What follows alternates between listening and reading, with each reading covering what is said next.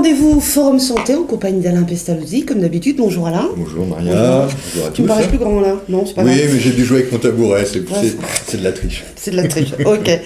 Alors Alain, aujourd'hui, je crois qu'on n'a jamais fait d'émission là-dessus. Tu m'as sorti un mot, j'ai pas réussi à le répéter, donc je vais faire court, très simple. Troubles muscles et squelette. Oui. Et tu m'as dit?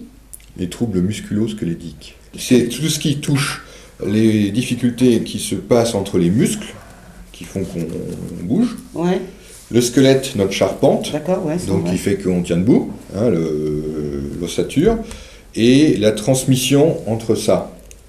La transmission, ça se fait par les tendons. Et Oui, parce que les muscles sont rattachés, rattachés par les tendons. Les tendons, il y a énormément de problèmes. Ce qu'il faut savoir, c'est que les tendons n'ont pas d'eau. Ouais. Il n'y a pas de sang qui vient chez eux. Le muscle, lui, ils sont bien vascularisés, il y a tout ce qu'il faut. Il y a de l'eau qui vient, il y a de l'oxygène, et ça muscle. Ça muscle et ça fonctionne. Mais les tendons, donc la transmission, elle fonctionne à sec, entre guillemets. D'accord. Ce qui fait que ça les rend très fragiles quand les mouvements sont répétés.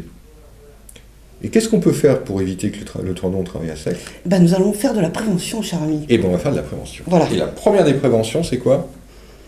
Alimentation? Ouais, comme toujours.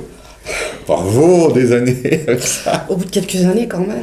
C'est de boire. La première prévention des muscles, des problèmes de muscles et de tendons, c'est de boire. Ah ouais. Parce que comme le tendon travaille à sec et assez mal vascularisé, il faut amener beaucoup d'eau pour arriver à l'hydrater. Donc si votre corps est bien hydraté, vos tendons travailleront dans de meilleures conditions. Il y a beaucoup, le travail répétitif, il y a beaucoup de gestes dans le travail ou à la maison qui sont des gestes que l'on fait de façon souvent répétée ou en mauvaise posture et qui vont entraîner des troubles. Beaucoup de pathologies concernent le membre supérieur, donc les bras parce que c'est là qu'on fait les mouvements, et le dos parce qu'on se plie mal pour lever des choses. C'est vraiment les zones les plus concernées. L'épaule aussi. L'épaule, terriblement. Donc, tout le monde maintenant a eu plus ou moins mal au dos à un moment ou un jour. Ouais, je crois on peut le dire.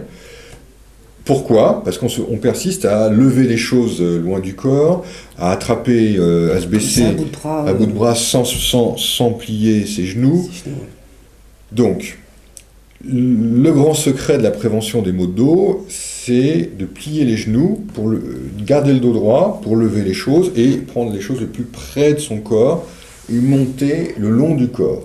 Un des grands problèmes aujourd'hui, c'est ce qu'on appelle les syndromes du canal carpien. Ah oui, ça c'est très... Donc il y a 3 doigts ici, tu connais ça, il y a 3 doigts qui sont très sensibles à ça, et dont les commandes passent ici dans le bas du poignet. Je connais des personnes effectivement qui en souffrent. Voilà, et là c'est un peu resserré. Et toute la transmission du mouvement des doigts passe par là. Quand ça fait trop mal, ici on va ouvrir et desserrer ce lien.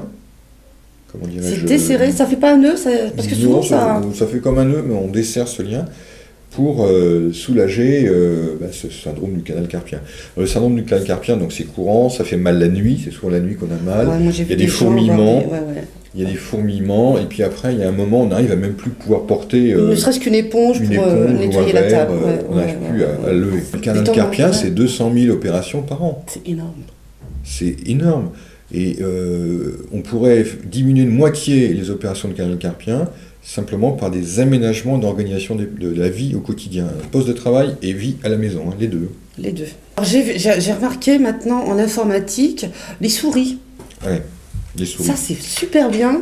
On a des toutes petites souris plates. Alors, on a les souris normales, on a des toutes petites plates qui allègent, qui posent la main ou qui... Voilà. On peut avoir aussi des souris hyper légères. On peut aussi avoir des pads. Il y a des repose-poignets, c'est-à-dire que vous avez un petit endroit, un petit tapis de souris, et là, vous avez un petit repose-poignet. Comme ça, quand vous êtes en repos, vous bougez votre souris, mais votre poignet est toujours en repos sur quelque chose. Dans tous les métiers, il y a des difficultés. Si on piétine, il faut intégrer dans sa vie de se dire, tiens, j'ai une demi-heure de marche droite. Je me prends, ou je vais me balader, ou je vais chercher un journal, ou je vais chercher un bouquin, n'importe quoi, mais on prend un temps dans la journée où on va marcher droit. Ça va compenser les effets du piétinement. Et chaque fois qu'il y a une tâche répétitive physique avec le même mouvement, vous pouvez être sûr qu'un jour ou l'autre, vous aurez un problème.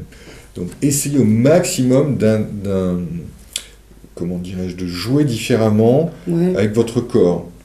Je sais, c'est dur. Mais il y a des idées. Vous attrapez un truc, je vous donne un exemple. Nous, on a les systèmes, on attrape les choses en permanence toute la journée.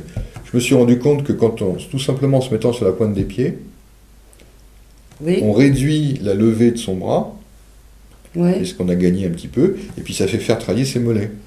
Puis c'est un mouvement où le corps du bas participe. Pour avoir des mollets de cycliste. Oui, peut-être, que j'ai eu dans le temps.